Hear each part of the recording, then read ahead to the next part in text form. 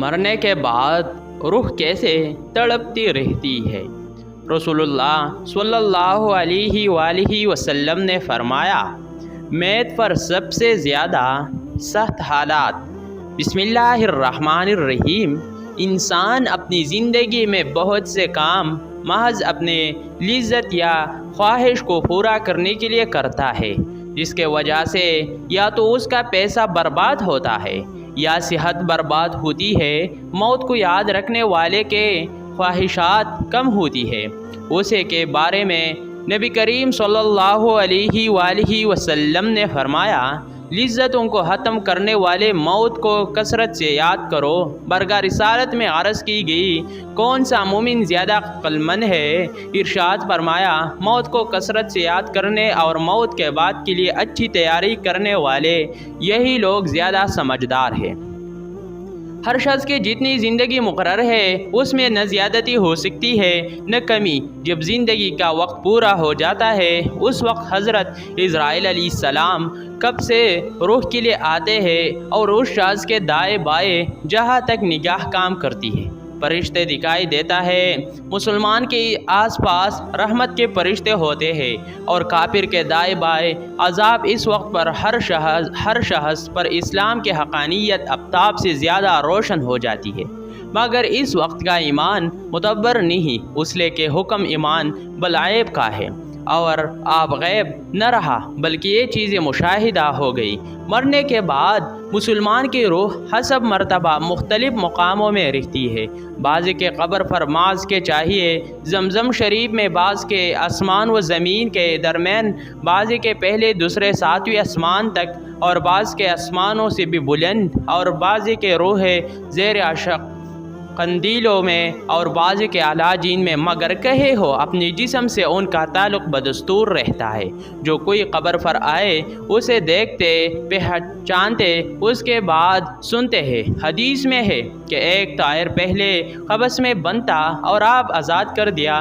علماء کرام فرماتے ہیں، بے شک پاک جان جب بدن کے علاقوں سے جدا ہوتی ہے، علم بلا میں مل جاتی ہے اور سب کچھ ایسا دیکھتے سنتی ہے جیسے یہاں حاضر ہے۔ حدیث نے فرمایا، جب مسلمان مرتا ہے اس کے راہ کھول دی جاتی ہے، جہاں چاہیے جائے۔ مردہ کلام بھی کرتا ہے اور اس کے کلام کو جن اور انس کے سوا تمام حیوانات وغیرہ سنتے بھی ہیں۔ جب مردے کو قبر میں دفن کرتے ہیں اس وقت اس کو قبر دباتی ہے۔ اگر وہ مسلمان ہے تو اس کا دبانا ایسا ہوتا ہے کہ جیسے ماں پیار میں اپنے بچوں کو زور سے چمٹا لیتی ہے، اور اگر کافر ہے تو اس کو زور سے دباتی ہے کہ ادھر کے پسلیاں ادھر اور ادھر کے ادھر ہو جاتی ہیں۔ جب دفن کرنے والے دفن کر کے وہاں سے چلے جاتے ہیں وہ ان کے جوتوں کی آواز سنتا ہے۔ اس کے وقت اس کے پاس دو فرشتے اپنے دانتوں سے زمین چیرتے ہوئے آتے ہیں اور نہایت سختی کے ساتھ درخت آواز میں سوار کرتے ہیں۔ پہلا سوال، تیرا رب کون ہے؟ دوسرا سوال، تیرا دین کیا ہے؟ تیسرا سوال، ان کے بارے میں تو کیا کہتا ہے؟ مسلمان ہے تو پہلے سوال کا جواب دے گا میرا رب ہے، اور دوسرا کا جواب دے گا میرا دین اسلام ہے۔ تیسرے سوال کا جواب دے گا وہ تو رسول صلی اللہ علیہ وآلہ وسلم ہے۔ اس وقت آسمان سے ایک منادی ندا کرے گا کہ میرے بندے نے سچ کہا، اس کے لیے جنت کا بچونا بچاؤ اور جنت کا لباس پہناؤ، اور اس کے لیے جنت کے طرف ایک دروازہ کھول دو۔ جنت کے نصیب اور خوشبو اس کے پاس آتی رہے گی، اور جہاں تک نگاہ پھیریں گے وہاں تک اس کے قبر کشادہ کر دی جائے گی، اور اس سے کہا جائے گا کہ تو سو جا، پہلے سو جا۔ اس کے بائیں ہاتھ کے طرف جہنم کے کھڑکی کھولیں گے جس سے جلن اور گرم ہوا اور سب بدبو کے پھر بند کر دیں گے۔ اس کے بعد ذہنی طرف سے جنت کے کھڑکی کھولیں گے اور اس سے کہا جائے گا کہ اگر تو ان سوالوں کے صحیح جواب نہ دے تو تیرے واسطے وہ تھے، اور اب یہ ہے تاکہ اپنے رب کے نعمت کے قدر جانے کے کیسے بلائے عظیم سے بچا کر کیا ایسے نعمت عظمی عطا فرمائے۔ اگر مردہ منکر ہے تو سب سوالوں کے جواب میں ایک کہیں گا افسوس مجھے تو کچھ معلوم نہیں، میں لوگوں کو کہتے سنتا تھا، خود بھی کہتا تھا۔ اس وقت ایک پکارنے والا آسمان سے پکارے گا کہ چھوٹا ہے اس کے لیے آگ کا بچھونا بچھاؤ اور آگ کا لباس پہنا اور جہنم کے طرف ایک دروازہ کھول دو، اس کے گرمی اور لپیٹ اس کے پہنچے گی اور اس پر عذاب دینے کے لیے 2 فرشتے مقرر ہوگے جو آندھے اور بہرے ہوں گے، ان کے ساتھ لوہے کا گرز ہوگا کہ پہاڑ پر اگر مارا جائے تو خاک ہو جائے، اس ہتھوڑی سے اس کو مارتے رہے گے، سانپ اور بچھو اسے عذاب پہنچاتے رہے گے، اعمال اپنے مناسب شکل پر متشکل ہو کر کتا یا بھیڑیا اور شکل کے بندر اس کو اعزاز پہنچائے گی، اور نیکوں کے اعمال حسنہ مقبول و محبوب صورت پر مشکل ہو کر انس دے گے۔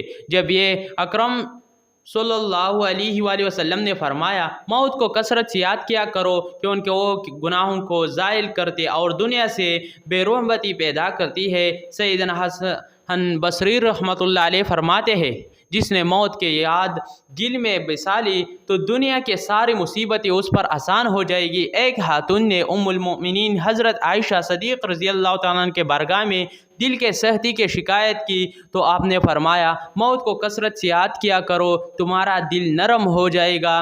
ناظرین، حضور صلی اللہ علیہ وآلہ وسلم نے فرمایا موت کے بعد روح کیسے پکارتی ہے؟ میت کو سب سے زیادہ درد کب ہوتا ہے؟ مرنے کے بعد کا منظر کیسا ہوتا ہے؟ جانیے اس ویڈیو میں۔ حضرت زید سے روایت ہے کہ نبی کریم صلی اللہ علیہ وآلہ وسلم نے فرمایا کہ میت پر سب سے زیادہ حالات اس وقت ہوتی ہے جب کہ غسل دینے والا اس کو نہلانے کے لیے آتا ہے، اس کے انگلی سے انگوٹھے اتارتا ہے، جسم سے لباس اتارتا ہے، سر سے امامہ جدا کرتا ہے، اس کی روح بے چین ہو کر پیاد کرتی ہے جس کی آواز جن و انس کے سوا سب سنتے ہیں اور کہتی ہے عین ہلانے والے تجھ کو خدا کی قسم میرے کپڑے بہت نرمی سے اتارو، سب میرے کپڑے بہت نرمی سے اتارو کیونکہ ملک الموت کے پنجے کے تکلیف سے مجھے پورے طور پر ابھی آرام نہیں ملا۔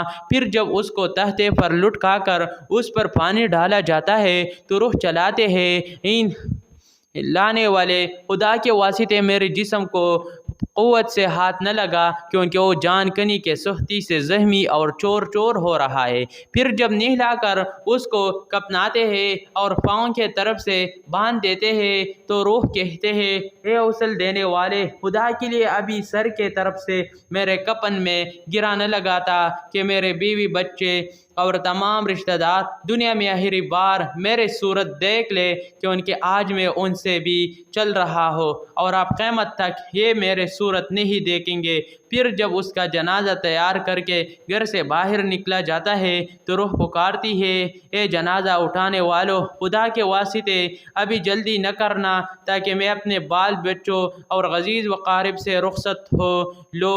اے جنازہ اٹھانے والوں میں اپنے اولاد کو آج یتیم اور بیوی کو بیوہ چھوڑے جاتا ہو، خدا کے لیے میرے بعد ان کو تکلیف نہ دینا، میں اپنا گھر اور مال و اسباب دوسروں کو کے لیے چھوڑے جاتا ہو، اب یہاں کبھی واپس نہ آؤں گا اور قیامت تک کسی کے صورت نہ دیکھو گا۔ پھر جب جنازہ اٹھا کر لے چلتے ہیں تو میت کہتی ہے اے میرے بھائیوں میں نے آج تک جو کچھ مال و اسباب جمع کیا تھا وہ صرف وارثوں کے لیے تھا، آج ان میں سے کوئی میرے گناہوں کا ذرا سا بوجھ بھی نہیں اٹھا سکتا، ہر چیز کا حساب مجھے سے لیا جائے گا اور میرے وارث کھائیں گے اور اڑائیں گے۔ پھر جب نماز جنازہ کے بعد دفن سے پہلے کچھ لوگ اپنے اپنے گھر جانے لگتے ہیں تو میت کہتی ہے اے میرے بھائیوں خدا کے واسطے ابھی سے ایسا ظلم نہ کرو، مرنے والا تم سے مایوس تھا اور تم دفن سے پہلے لوٹے جاتے ہو۔ پھر جب اسے قبر میں اتارتے ہیں تو میت کہتی ہے اے میرے وارث ہو اور ترک پانے والوں میں نے جو کچھ مال جمع کیا تھا وہ سب تمہارے لیے چھوڑا، خدا کے لیے تم مجھ کو دعائے خیر اور فاتحہ سے بلا نہ دینا۔ بزرگوں کا قول ہے کہ آخرت کے منزلوں سے قبر پہلے منزل ہے، اگر اس منزل میں نجات پائے تو اس کے بعد کہ منزل بہت آسان ہے، اور اگر یہ عذاب میں مبتلا ہوا تو چل کر اس سے زیادہ سختی ہوگی۔ حدیث شریف میں ہے کہ مردہ قبر میں ایسا ہے جس کوئی شخص پانی میں ڈوب رہا ہو اور مدد کے لیے فریاد کرتا ہو۔ مردہ ہر وقت اپنے ماں باپ، بھائی بہن یا اولاد اور دوست وغیرہ اپنے پسماندگان سے دعائیں خیر اور فاتحہ کا منتظر رہتا ہے۔ جب اس کو اس کے پسماندگان کے طرف سے کوئی تحفہ ثواب پہنچتا ہے تو اس کے لیے تمام دنیا اور جو کچھ دنیا میں ہے اسے محبوب و مرغوب ہوتا ہے، اور اللہ تعالیٰ اس کے رشتہ داروں کے دعائیں خیر کے ثواب کو قبرستان والوں پر پہاڑوں کے برابر داخل فرماتا ہے۔ موت ایک دروازہ ہے جس میں سب لوگوں نے داخل ہونا ہے۔ حضرت عثمان رضی اللہ تعالیٰ عنہ جب کیسے قبر پر جاتے تو اتنا روتے کہ ان کے داڑھی آنسوں سے تر ہو جاتی۔ آپ سے پوچھا گیا، آپ نے جنت و جہنم کا تذکرہ کرتے ہیں تو نہیں روتے مگر قبر دیکھ کر روتے ہیں۔ کہنے لگے رسول اللہ صلی اللہ علیہ وآلہ وسلم نے فرمایا کہ قبر آخرت کے پہلے منزل ہے، لہٰذا اگر مرنے والا اس سے نجات پائے گا تو بعد کے مناظر اس سے کہیں زیادہ آسان ہے، اور اگر اس کے تکلیف سے نجات نہ پائے تو بعد کے مراحل اس سے بہت زیادہ سخت ہے۔ اور فرمایا کہ رسول اللہ صلی اللہ علیہ وآلہ وسلم کا ارشاد ہے، میں نے کبھی کوئی منظر نہیں دیکھا مگر قبر اس سے زیادہ سخت ہے، یا ہمارے لیے ان قبروں میں عبرت نہیں دیکھے۔ مالدار، فقیر، طاقتور اور کمزور دنیا میں لوٹنے کی خواہش رکھتی ہے، مال جمع کرنے اور محل بنانے کے لیے نہیں، بلکہ اس کے کاش ہمیں ایک نماز پڑھنے کے مہلت مل جائے گا، کاش ہم ایک دفعہ سبحان اللہ کہنے کے فرصت دے جائے، لیکن اب ناممکن ہے۔ اب اعمال نامے لپیٹ دبے گئے، روح جسم سے نکال لی گئی، زندگی کے مہلت ختم ہے۔ اب ہر میت اپنے عمل کے مرحوم ہو کر قبر میں پڑی ہے۔ ایک حاجت مند حضرت عثمان غنی رضی اللہ عنہ کے دروازے پر غروب آفتاب کے بعد آیا۔ ابھی اس نے دستک نہ دی تھی کہ حضرت عثمان غنی رضی اللہ عنہ کی آواز اس کے کانوں میں پڑی۔ وہ اپنے اہلیہ سے شکایت کر رہے تھے کہ چراغ کی بتی موٹی ہے جو تیل زیادہ استعمال کرنے کا سبب بن رہی ہے۔ حاجت مند نے جو سنا تو وہ سوچتا ہی رہ گیا کہ وہ ایسے شخص سے حاجت پورے کرنے کی کیا توقع کرے جو تیل کے معمول سے زیادہ خرچ پر اپنی بیوی کو سرزنش کر رہا ہے۔ اس نے ارادہ کیا کہ حاجت بیان کر کے دیکھو، شاید میرے کچھ امداد کر رہی تھی۔ دستک سن کر حضرت عثمان غنی رضی اللہ تعالیٰ عنہ باہر آئے۔ حاجت مند نے اپنے حاجت بیان کی اور لہجے میں زیادہ زور دیتے ہوئے کہا کہ ضرورت کچھ زیادہ ہی ہے۔ حضرت عثمان غنی رضی اللہ تعالیٰ نے اس شخص کا ہاتھ تا بستی سے باہر لے گئی جہاں آپ کا سامان تجارت بڑے تعداد میں رکھا ہوا تھا۔ فرمایا، یہ سب تیرے نظر ہے، کیا اس سے تمہاری ضرورت پوری ہو جائے گی؟ وہ شخص حیران ہکا بکا رہ گیا، چنانچہ اس نے عرض کیا، حضرت یہ سب کچھ میرے ضرورت سے زیادہ ہے۔ امیر المومنین نے فرمایا، مجھے خوشی ہے کہ یہ تمہاری ضرورت سے کم نہیں۔ اس شخص نے کہا، اے حضرت ایک بات بتائے، چراغ کی بتی قدر موٹی ہو جانے پر اپنے زوجہ محترم کو سرزنش کر رہے تھے، حالانکہ چراغ اس قدر روشنی رکھنے میں شاید صرف 1 درہم کا تیل استعمال نہ ہوتا، وہ تو آپ کو گوارا نہ ہوا، اور یہ ہزاروں کا سامان مجھے بلا تحمل دے رہی ہے۔ تب اپنے فرمایا، بھائی، چراغ میں تیل کا زیادہ اسراف ہے، اور زیادہ اسراف اللہ کو پسند نہیں، اور مجھے اللہ کے حضور اپنے اعمال کی فکر رہتی ہے۔ یہاں مجھے فکر اعمال کا لاحق ہے، اس لیے میں نے سرزنش کے سامان تمہیں اللہ کے خوشنودی کے لیے صدقہ دیا ہے، اس پر اجر کی امید ہے اور وہاں پر حساب کا خوف ہے۔ اللہ تعالی ہم سب کو دین کے سمجھ نصیب فرمائے اور ہمارا خاتمہ ایمان پر فرمائے، آمین۔ ناظرین، کمنٹ باکس میں اللہ تعالیٰ کے 99 ناموں میں سے ایک نام ضرور ٹائپ کریں۔